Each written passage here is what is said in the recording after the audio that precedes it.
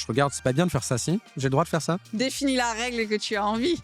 Et tu vois, là, je fuis quand tu me dis ça. Fuis à tes responsabilités. C'est des émotions de dingue, en fait. Comment ça va, Marie-Amélie? Ça va, la période est chargée. Et on sent que voilà, là, on est dans le sprint final, mais ça fait quelques jours, quelques mois que le sprint a déjà commencé. Mais c'est vraiment pour un bel événement et l'idée, c'est aussi d'entretenir par la suite cet élan des Jeux paralympiques en faveur des personnes en situation de handicap. Et c'est cet élan dont on va parler, Marie-Amélie, pour ceux qui ne te connaîtraient pas. Tu es triple championne paralympique et aujourd'hui figure de proue du mouvement handisport français. D'ailleurs, on a l'impression, on va y revenir, mais qu'on t'a presque forcé la main le moment où il a fallu porter cette flamme-là. Tu es présidente du comité paralympique et sportif français avec cette volonté de rendre les Jeux de Paris 2024 les plus inclusifs possibles. C'est un peu l'idée quand même. Le comité paralympique, il a deux grandes missions. La première, c'est de diriger, de coordonner l'équipe de France aux Jeux paralympiques. Donc là, on a clairement une ambition de performance, d'avoir l'équipe la plus nombreuse possible, puisqu'on n'aura jamais eu autant d'athlètes français inscrits aux Jeux paralympiques. On devrait sélectionner entre 240 et 260 athlètes. Ce qui est énorme. Et là, l'objectif, c'est d'aller chercher un top 8, sachant qu'à Tokyo, on était 14e. Voilà, donc il faut doubler le nombre de médailles d'or entre Tokyo et Paris. On avait 3 ans pour le faire. Les athlètes répondent bien à cette augmentation de moyens, à la sécurisation de leurs projets de performance. Donc on est sur la bonne lignée. Et la deuxième mission du comité paralympique, et celle, je pense, qui m'anime le plus, c'est de développer l'offre sportive pour les personnes en situation de handicap. Et là, il y avait vraiment énormément de choses à faire, un changement de paradigme à avoir, parce que le sport change les vies et demain, il doit vraiment changer les vies des personnes en situation de handicap, mais aussi changer le regard que portent les Français sur la situation de handicap. Marie-Amélie, on n'a même pas tiré les dés que tu réponds déjà à mes questions. C'est incroyable. Je t'en prie, lance le dé. C'est parti. 5, 2, 3, 4, 5. Prends pas la mouche. On commence direct avec une petite question poil à gratter. Champion, c'est le nom de la carte. Elle vient d'où cette capacité de dépassement de toi? Parce qu'on l'a dit, tu es triple championne paralympique. Il y a un début à ça? Je pense que ça part des valeurs d'éducation dans lesquelles j'ai été élevée, où très rapidement mes parents vont me faire accepter que l'échec fait partie de la vie. En fait, il fait partie de la matrice de ce qu'on va vivre au quotidien, que ce soit dans le sport, que ce soit dans la vie perso, que ce soit dans la vie professionnelle, que ce soit à l'école. Mais qu'à un moment donné, l'échec, on l'accepte, on cherche à le comprendre et puis on fait en sorte qu'il ne se reproduise pas. Donc dans le champ sportif, il s'est reproduit 1 fois, 2 fois, 3 fois. J'ai des souvenirs d'enfance voilà, autour de performances que je souhaitais réaliser. Et on a mis du temps à la construire, cette performance-là. Donc je pense que voilà, ça m'a vraiment donné finalement ce goût du dépassement de soi. Et puis derrière, ce qui m'anime, c'est aussi de donner du sens à ma vie, d'être heureuse. Et gagner un titre paralympique, c'était bien. Mais en fait, pourquoi je suis repartie pour en chercher d'autres? Parce que il y avait un sentiment d'insatisfaction en fait après ce premier titre paralympique, parce que j'en avais pas profité, parce que j'avais pas eu le temps de transmettre, parce que j'avais pas aidé mon mouvement à grandir. Et c'est finalement la quête, au-delà de la quête d'or, que j'ai recherché sur mes jeux, mes 3e et 4e jeux paralympiques. Donc le dépassement de soi, un peu dans l'ADN, mais un peu aussi dans l'état d'esprit de le réussir, ça veut dire aussi échouer. Et plus tu échoues, plus tu te dis en fait j'ai peut-être mes chances. J'aime bien être mise en difficulté. Je pense que je me rends compte que c'est inconfortable quand tu échoues, quand tu n'y arrives pas. Mais c'est aussi inconfortable quand finalement tu as juste déroulé quelque chose que tu savais faire. Donc moi, j'aime bien être challengée, j'aime bien être piquée au vif, me poser les questions, mais voilà, est-ce que j'ai vraiment les capacités d'y arriver? Et donc, c'est pour ça que j'essaie de relever des nouveaux défis, parce que ça fait partie de mon ADN. C'est ça. Après, je réussis pas tous les défis, encore une fois, que je me lance. Il y en a un dans quelques jours, effectivement. Mais tu vas nous en dire plus, vas-y, je te laisse retirer les dés. 6. Oh là là, mais c'est pour ça que c'est risqué d'inviter une championne, parce qu'elle va trop vite. Je vais vite. 1, 2, 3, 4, 5, 6. Ah, prends pas la mouche à nouveau. Mais tu vois, c'est dans la lignée de ce qu'on se dit. Les Paralympiques, c'est le nom de la carte. Pourquoi les paras ont toujours moins d'intérêt pour les Français? Le pourquoi, je sais pas le dire, parce que je pense que pendant des années, on n'en a pas parlé. Parce que la relation des Français à la situation de handicap, elle est complexe, parce que pendant des années, la médiatisation, elle a tourné autour du concept très pathos, parce qu'on a isolé les deux mondes avec un cloisonnement des personnes en situation de handicap en centre, et qu'on ne s'est pas suffisamment rencontré, on n'a pas suffisamment appris à connaître l'autre pour ce qu'il est et pas uniquement pour sa situation de handicap. Qui est un narratif commun aussi entre les JO et les paras. Ouais, et là, effectivement, maintenant, mais pour moi, les Paralympiques sont peut-être une des solutions solution à ce cloisonnement des mondes entre les valides et les personnes en situation de handicap. Donc, on a besoin de renforcer cette notoriété des Jeux paralympiques. Ça passe par la personnification, c'est-à-dire faire émerger comme ça quelques têtes d'affiche qui vont attirer par leur parcours de vie, par leur performance, par leur Théo histoire. Curin, Arnaud Assoumani. Bah alors, Théo, il est plus en activité. Alors, il l'est plus, mais il Tout fait comme un super Mickaël porte-parole. Jérémias. Mais voilà, il fait un super porte-parole, il porte Sur les France valeurs 2, je crois. paralympiques. Mais après, effectivement, des profils comme Arnaud Assoumani, comme Alexis Anquincan, comme Faustine Noël sont des athlètes en activité. Et plus on va parler d'eux, plus on va parler finalement de ces composantes de l'équipe de France unifiée dans la balance paralympique. Et les plus on- banaliser aussi dans le quotidien des gens. Ouais, au-delà de les banaliser, c'est de les rendre accessibles. C'est Parce ça. que c'est aussi, je trouve, une de marques de fabrique de nos athlètes, c'est qu'ils ont beau être des grands champions paralympiques, ils ont beau avoir des palmarès extraordinaires, ça reste des sportifs qui sont accessibles, qui ont des valeurs à transmettre au travers des médias, au travers de leurs performances, mais aussi au travers de conférences, par exemple, en entreprise. Inspirante, ouais. Donc voilà, il faut vraiment travailler sur cette notoriété des sportifs paralympiques pour créer cette relation naturelle. Et puis, il y a un autre élément sur lequel on doit communiquer, c'est que la billetterie paralympique, elle est accessible. Elle est accessible. On a entendu beaucoup de choses en fait autour Du prix des billets, oui. des billets olympiques. Les billets paralympiques, c'est une entrée à 15 €.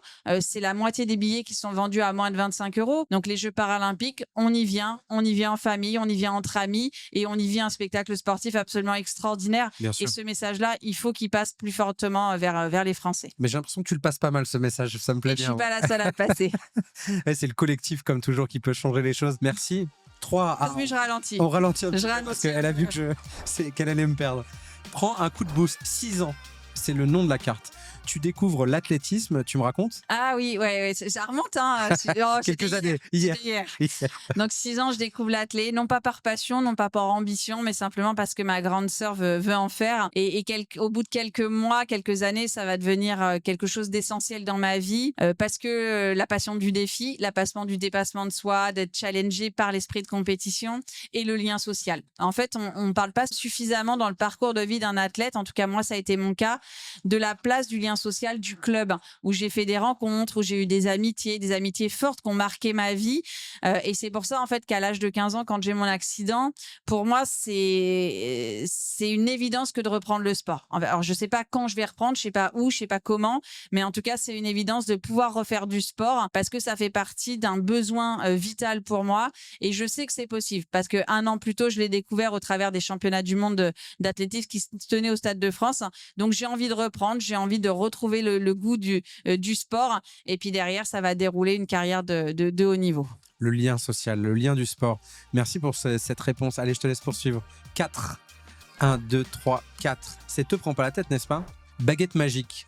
Tu changes une chose sur la situation de handicap en France, laquelle et pourquoi? Il y a tellement de choses à changer. Mais si on avait qu'une. La prise de conscience de la notion d'accessibilité. En fait, c'est quoi une société accessible et inclusive? Arriver en fait à leur donner le sens de ça, que c'est pas simplement appliquer une norme, c'est comprendre pourquoi on applique une norme, c'est aussi comprendre l'usage, c'est comprendre que l'accessibilité, c'est redonner de l'autonomie et de la dignité à la personne en situation de handicap. Et moi, je suis intimement convaincue que si ma baguette magique, elle me permettait finalement de rentrer dans toutes les têtes françaises, cette question du sens de l'accessibilité, et ben derrière, on changerait les façons d'agir, on changerait les façons de faire Et de concevoir. et de concevoir, voilà. Et finalement, on aurait des personnes qui penseraient, qui réaliseraient, qui manageraient la société différemment et on aurait un véritable coup d'accélérateur. Donc, si tu me donnes ma baguette magique, Tu l'as. je le fais tout de suite. Allez, je t'en prie, continue. 3. 1, 2, 3. Ah, prends-en de la graine. Record woman. Tu as battu le record du saut féminin, tu me racontes? Alors, c'est m'arrivé à plusieurs reprises dans ma carrière sportive, puisque j'ai régulièrement battu. Excuse-nous. Ouais, ça fait très prétentieux quand tu le dis comme ça. Non, C'est c'est horrible. plutôt pour moi, je me sens tellement nul d'un coup. Mais ouais, j'ai eu la chance de battre à plusieurs reprises des records du monde. Après, les records du monde sont faits pour être battus. Et vraiment, j'espère que cet été, il y a beaucoup de records du monde qui tomberont durant ces Jeux paralympiques. Et notamment mes propres records du monde qui sont encore pour certains en activité, je vais le dire comme ça. Tu me les cites? Donc j'ai encore le saut en longueur. Et 5 après, mètres et quelques, non, c'est ça? 6 mètres 6 mètres. 14. Waouh! Et ça, ouais, c'est un beau record du monde parce que je l'ai réalisé à Dubaï quelques mois avant le report des Jeux. Ça fait quelques mois que je reviens de ma grossesse, en fait. Donc, Double on exploit. est, ouais, double exploit. Et surtout, on revient d'une période de doute où on a vécu un automne très, très compliqué, où on n'a pas forcément fait les bons choix. Et finalement, j'arrive avec plein de doutes à cette compétition, plein de doutes, mais aussi plein d'envie, l'envie de mettre en place tout ce qu'on a travaillé avec les coachs. Et sur le premier saut, là, il y a le record du monde parce que bon alignement des planètes. Et je me souviens, voilà, de l'explosion de joie qu'on a eue avec mon coach à l'époque, d'autant plus qu'on était très critiqué par le staff fédéral sur les choix qu'on pouvait faire, sur le choix de ne pas avoir préparé cette compétition-là. Donc finalement, le record du monde, c'était la meilleure façon de leur prouver que on savait ce qu'on faisait, on savait où on voulait aller et que la voie qu'on avait choisie pour y arriver, c'était la bonne. Comment on devient recordman? On travaille, on s'entoure, on écoute, on reste humble et j'espère l'être et on se remet en question. Tout le En temps? fait, c'est ça. Et puis à un moment donné, le recordman, ou man ou woman, c'est un jour. Le lendemain, tu dois chercher à aller encore plus loin. Donc cette remise en question, elle doit être permanente. Et c'est aussi, je trouve, une donnée d'entrée qui va être salvatrice pour un sportif de haut niveau. C'est toujours comprendre que rien n'est acquis, Rien n'est acquis. et qu'il faut toujours travailler pour aller plus loin et pour se renouveler et surtout s'entourer des bonnes personnes, voilà, qui vont te faire garder les pieds sur terre et qui vont savoir te challenger au moment où il le faut. On n'est jamais vraiment arrivé. C'est ça le message de fond. Ouais, en tout cas, jusqu'à la fin de carrière, j'ai envie de te dire. On verra si cet été, ton record est battu ou pas. Bah, en tout cas, il ne le sera pas par moi, Ah parce que ouais, moi, j'ai arrêté c'est ma fini. carrière. Ouais. Mais en tout cas, je le souhaite vraiment à la jeune génération, aux filles qui arrivent dans le mouvement paralympique, parce que c'est aussi au travers de ces performances, de ces records du monde, qu'on arrive aussi à démontrer la qualité du mouvement paralympique. Bien dit, merci beaucoup. Oh, on va finir bon, par s'arrêter, et ben donc alors, voilà. qu'est-ce qui se passe? Paris 2024. Est-ce que les Jeux Olympiques et Paralympiques 2024 vont faire grandir Paris en termes d'accessibilité? Oui, il y a eu vraiment des accélérations portées par Paris, donc qui est la ville hôte de ces Jeux. Alors pas uniquement par Paris, mais notamment par Paris, par la Seine-Saint-Denis, qui sont des collectivités hôtes de ces Jeux olympiques et paralympiques. Paris a souhaité mettre des quartiers en accessibilité grâce à l'arrivée des Jeux paralympiques.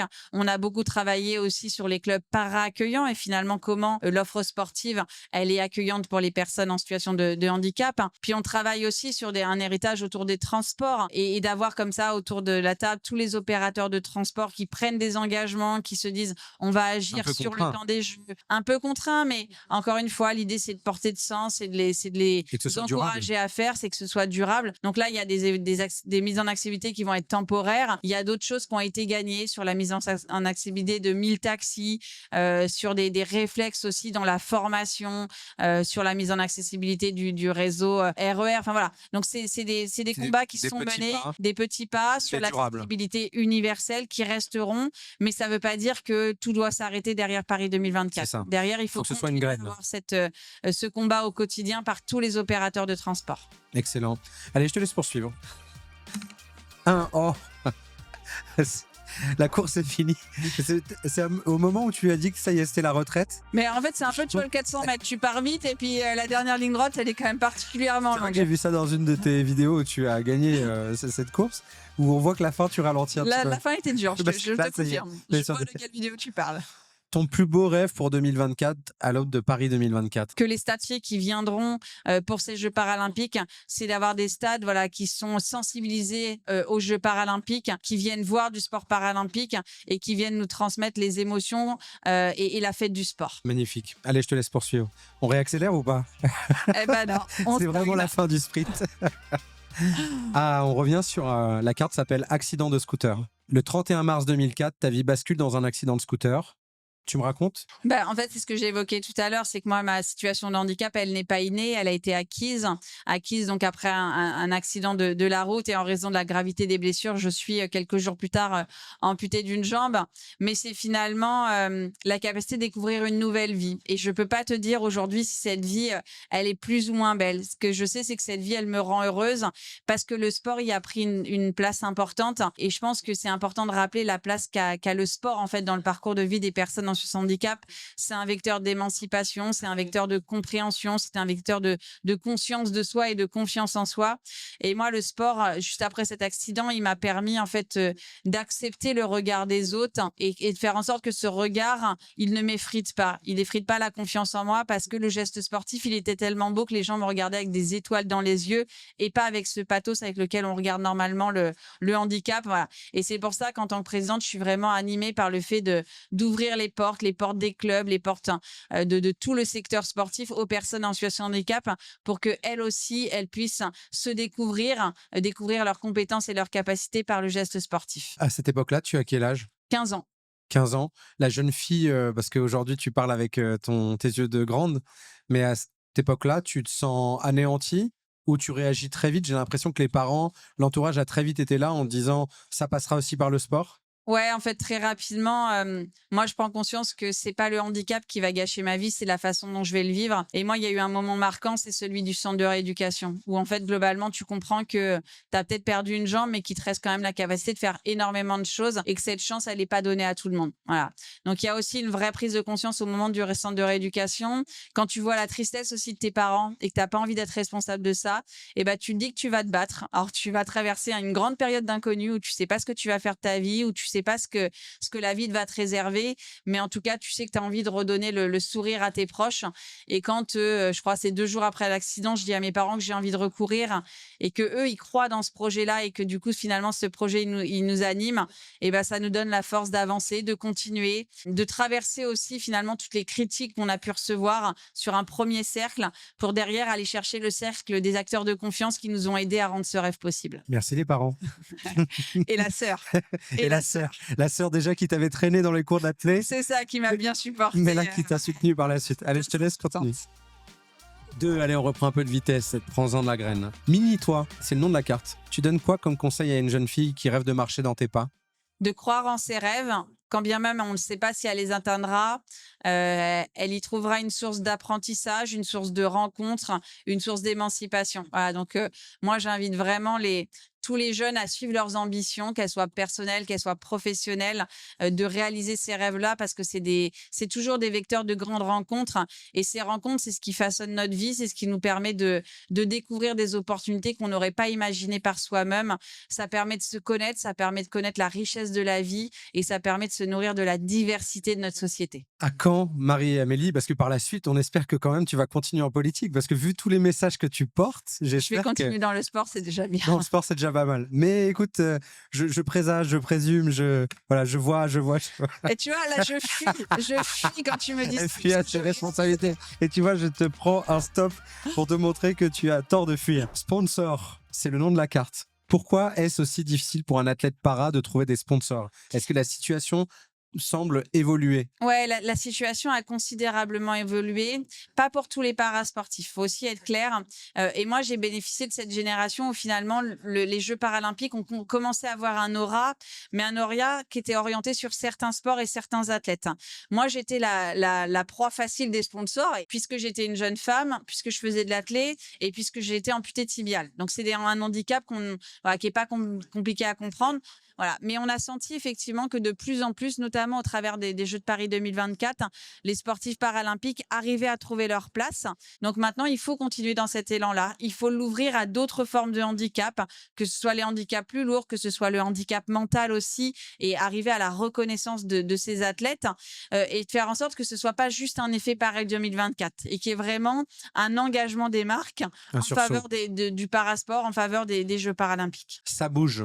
C'est déjà pas mal. Hein. Ouais, ça J'ai l'impression bouge. que ça bouge. Ça bouge dans C'est toujours pas assez, mais on sent, et même sur, je dirais, l'appréhension médiatique de ce grand rendez-vous qui sont les JOP 2024, on a l'impression que la place du paralympisme a quand même vachement émergé comparé aux autres années. Ouais, c'était un pari aussi. Hein. C'est ce que j'allais dire. En fait, il y a tous les acteurs ont bougé. Les acteurs du secteur privé en faveur de l'accompagnement des athlètes.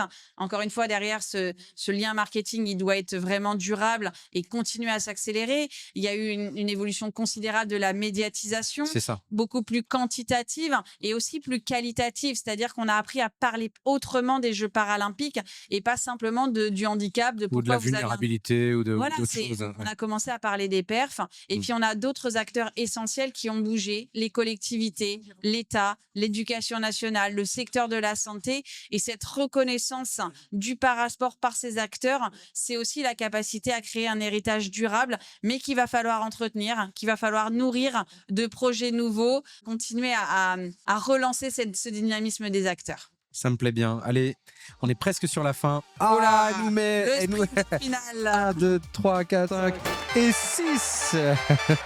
Marie-Amélie, on est sur la fin. Mais il y avait quand même une question que j'avais envie de te poser. Je regarde, c'est pas bien de faire ça, si? J'ai le droit de faire ça? C'est ton jeu, j'ai envie de te dire. Définis la règle que tu as envie. C'est ça. Impose tes règles. Impose tes règles du jeu. C'est ce qu'il y avait écrit sur mon berceau. Impose tes règles du jeu. C'est pour ça que je vais finir sur cette question-là. Elle s'appelle 2018, cette carte. Allô, c'est Emmanuel Assmann. On a besoin de toi pour les JOP 2024. Un coup de fil qui va changer ta vie? Et auquel je réponds, c'est gentil Emmanuel, je vais considérer ta proposition et que je vais laisser sans suite.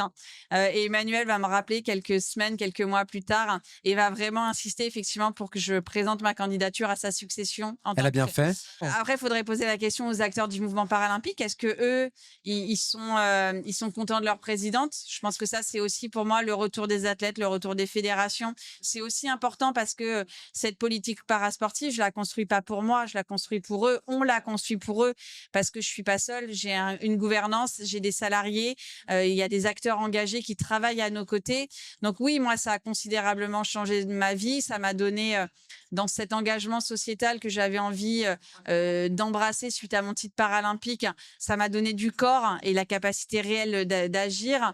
Voilà, et il y a un grand chemin qui a été parcouru, mais encore une fois, c'est pas... Ça va jamais assez vite. Bah, ça va jamais assez vite. Et puis, c'est pas simplement une personne, c'est toute une équipe, C'est un c'est tout mouvement. un élan collectif.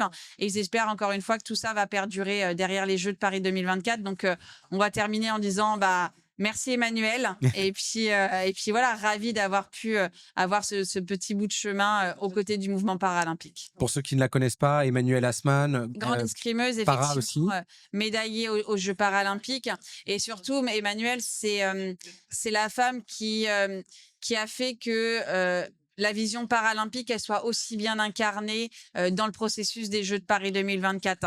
Moi, je suis intimement convaincue que si Tony, il a ce P de paralympique chevillé au corps, c'est parce que pendant des mois, pendant des années, Emmanuel, autour de la table, elle a rappelé qu'il n'y avait pas que les JO, qu'il y avait vraiment les JOP et que cette sémantique, elle était importante. Et grâce à elle, on a eu la création d'un comité d'organisation qui croyait, qui comprenait ce qu'il faisait, qui savait pour qui il faisait et qu'il faisait avec la bonne sémantique. On adore. Dernière question avant que tu t'en ailles. Est-ce que tu considères aujourd'hui avoir pris ta place? C'est une bonne question. En tout cas, j'ai pris une place qui me rend heureuse. Je ne sais pas si c'était ma place. Je ne sais pas vraiment quelle est ma place. Mais en tout cas, j'ai pris une place qui me rend heureuse parce qu'elle me donne la capacité d'agir pour un combat qui me semble noble, véritable et utile pour les personnes en situation de handicap. Et pourvu que ça dure. Beaucoup de force à toi. Merci Amélie d'avoir joué à Prends ta place avec moi. Et on te retrouve très bientôt. 28 août au 8 septembre pour les Jeux Et paralympiques. le 28 août, chers amis, n'oubliez pas, les places sont encore dispo à partir de 15 €. C'est des émotions de dingue en fait. C'est des recordman et women comme toi aussi qui vont concourir. Donc rendez-vous dans quelques semaines. Prenez vos places. On sera là.